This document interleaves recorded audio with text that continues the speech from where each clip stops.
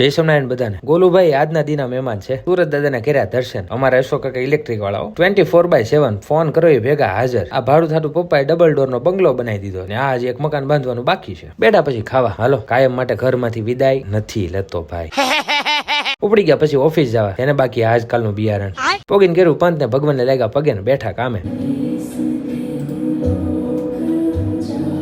જરાક એક મીટિંગ હતી તો ઈ લઈ લીધી ને મશીન કર્યું બંધ ને આવી ગયા પ્રેમવતીમાં. ગણપતિ બાપાના આગમન ની તૈયારી બાકી જોરશોર થી ચાલે છે. આવી ગયા પછી હોસ્પિટલ એક કામ થી. બોલો કેવો કંટાળ્યો છે પૂરો. ટ્યુબ થી બાંધી દીધી. આમાં દેશ નહીં માણસના વિચાર બદલવાની જરૂર છે.